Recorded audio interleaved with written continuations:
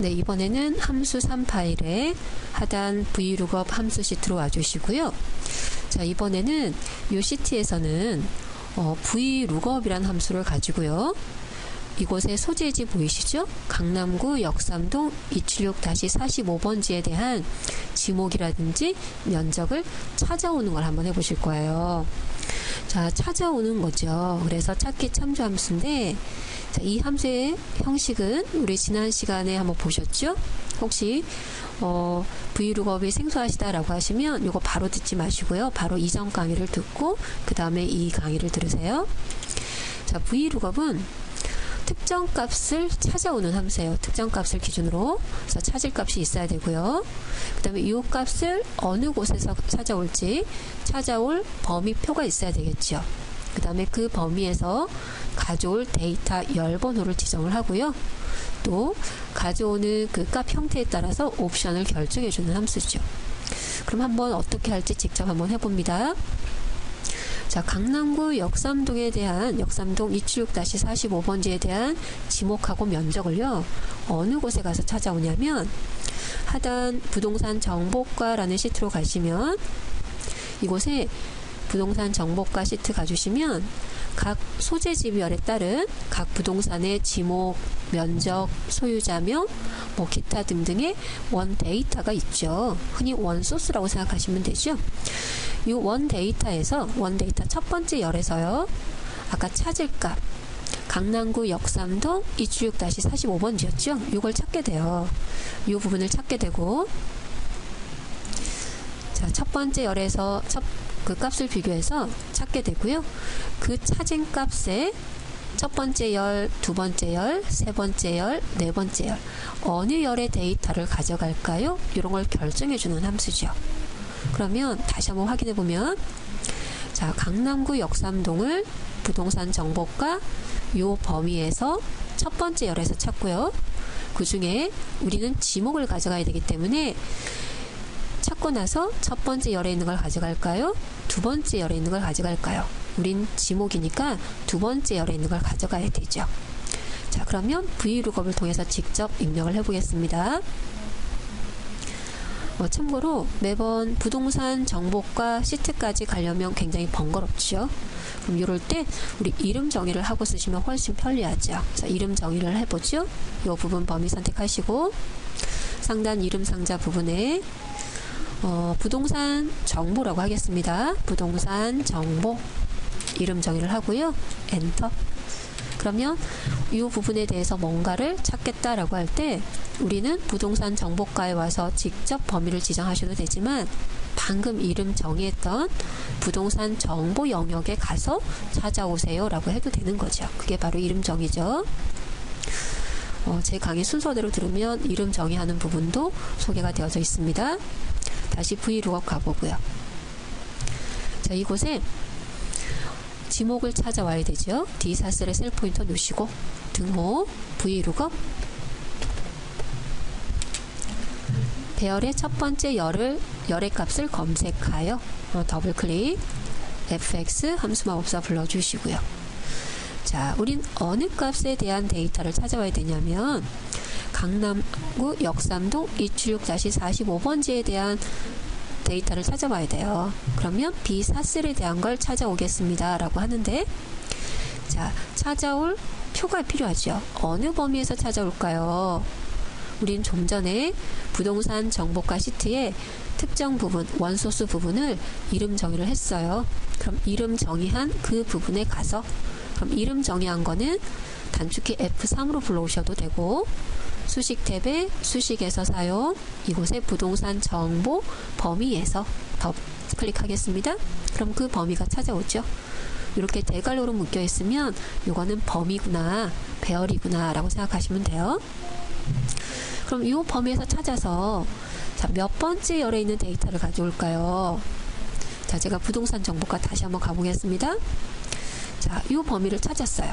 그럼 우리가 가져가야 될 건 지목이죠. 지목은 첫 번째 열, 두 번째 열에 있네요. 그러면 가져갈 열 번호는요, 두 번째가 되는 거죠. 두 번째가 되는 거고요. 세 번째 옵션이 있었습니다. 자, 근사치를 찾겠다. 여기 옵션 보죠? 1 또는 생략하면 근사값이라고 해서 이하의 값 중에 최대값을 가져가는 거고요. 그런데 우리 강남구 역삼동 276-45번지란 요 집어는요 46을 가져가도 안 되고요 44를 가져가도 안 되죠.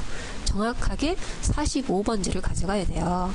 그럼 정확하게 맞는 값을 찾아라 라고 옵션을 주실 때 0을 주셔야 되는 거죠. 그럼 옵션 정확하게 맞는 값을 찾아서 가져오세요. 0을 주는 거죠. 그랬더니 14-도로라는 결과값을 찾아주네요. 확인 누르겠습니다. 자, 이번에 면적도 한번 찾아보겠습니다. 똑같이 Vlookup 더블 클릭하시고요. fx 함수만 없어 열어주시고, 자, 어느 값에 대한 면적을 찾아와야 되냐면 강남구 역삼동 276-45번지에 대한 걸 찾아와야 되죠. 클릭. 그러면 이 값을 찾아올 겁니다. 어느 곳에 가서 찾아올까요? 찾아올 표가 있어야 돼요. 우리는 이름 정의를 했죠. 그러면 수식에서 수식 탭에 수식에서 사용 클릭하시고 부동산 정보 원소스에서 이렇게 되실 거죠. 그러면 이렇게 범위 배열 표시가 되어져 있습니다. 찾고 나서 몇 번째 열에 있는 걸 가져올까요? 다시 한번 가서 확인해 보죠. 부동산 정보가에 갔더니 우리가 찾는 건 면적이죠. 소재지는 첫 번째 열, 지목은 두 번째 열, 면적은 세 번째 열이네요. 그러면 세 번째 열이라 그래서 3. 그리고 정확한 값을 찾을 거죠. 그러면 0 이렇게 주셔야 되겠죠. 그럼 면적은 736 확인 누르시면 이렇게 면적까지 다 처리되어졌죠. 두 개 선택하시고요. 채우기 핸들 드래그. 그러면 모든 계산이 끝났죠. 하나만 더 해볼까요? 자, 이곳에 제가 소유자 명도 한번 검색을 해볼게요. 그럼 소유자 명.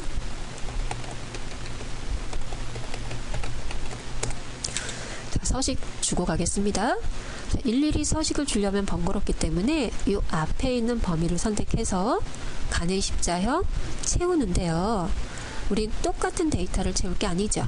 우리가 필요한 건 이 모양새 서식만 채울 거예요. 그럼 채우기 옵션 가셔서 서식만 채우기, 이렇게 소유자명 이 부분도 한번 가져와 보도록 하겠습니다. 그러면 한번 고민해 볼게요. 자, 이곳에 선택하시고 상단 수식 입력줄 봐보죠. 자, B4셀 소재지 역삼동에 대한 걸 찾아올 거예요. 어디에서 찾아오냐면 원소스가 있는 부동산 정보에서 찾아서 원소스의 몇 번째 열에 있는 걸 가져오냐면 두 번째 열에 있는 걸 가져오죠. 그래서 두 번째 열에 있는 14-도로라는 지목이 가져온 거죠. 이번에 면적 구했던 걸 한번 확인합니다. 이 4셀에 셀 포인터 두시고요. 상단 수식 입력줄 보시면 Vlookup 찾아오세요 라고 했어요. 열을 기준으로 찾아오세요. B4셀에 대한 데이터를 가지고 역삼동 276-45를 가지고 어디에서? 부동산 정보라는 표에서, 범위에서 찾아서 몇 번째를 가져올까요? 면적은 세 번째 위치에 있었거든요. 그래서 세 번째 3. 정확한 값을 가져와야 되기 때문에 옵션은 0 이렇게 놓은 거죠. 그러면 이 부분도 똑같죠. 뭐만 달라지냐면, 자, 소유자 명은요, 부동산 정보가 가보겠습니다. 소재지가 첫 번째 열에 있고요. 지목이 두 번째 열에 있고요. 면적은 세 번째 열에 있고요.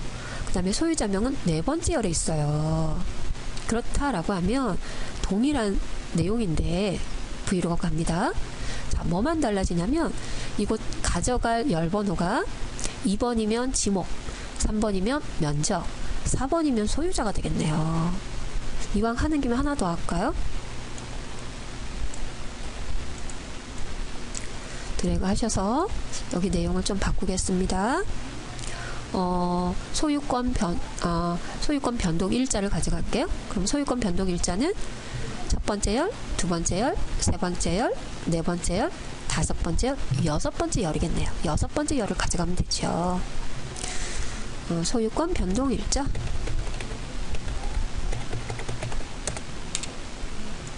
그렇다라고 하면 매번 동일한 계산식인데 오로지 뭐만 달라지냐면 가져갈 열 번호만 달라지는 거죠. 그러면 매번 수식을 구한다는 건 번거롭고요. 이번엔 원래 입력하는 수식을 복사하는 방법을 좀 하려고 합니다. 그러면 현재 이 수식을 복사해버리면요. 상대 주소로 복사를 해버려요. 해보죠. 오류가 발생해버려요. 그래서 동일한 수식을 가져가고자 할 때는 가져가서 수정해서 쓰고자 할 땐 현재 이 셀에서 복사해서 가져가시면 안 되고요. 우리가 직접 입력한 것처럼 하려면 특정 셀 선택하시고 자, 입력한 걸 그대로 보여주는 부분이 수식 입력줄이죠. 그러면 수식 입력줄의 걸 복사를 하셔야 돼요. 범위 선택하시고 오른쪽 복사. 요거는 내가 입력하듯이 복사하겠다라고 되는 거죠.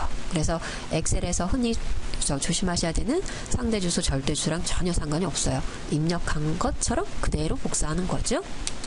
그 다음에 이 부분에 대한 작업은 없기 때문에 ESC 눌러서 빠져나오시고 이곳에 가서 아까 내가 입력한 것처럼 복사를 한 거예요. 그대로 붙여 넣습니다. 오른쪽 붙여넣기.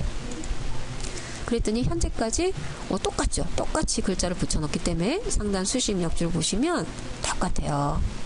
근데 소유자 명은요. 몇 번째 열에 있었냐면 4번째 열에 있었거든요. 이곳에 가져갈 열 번호를 4로 바꿔주시면 되죠. 엔터 이렇게 되실 거예요.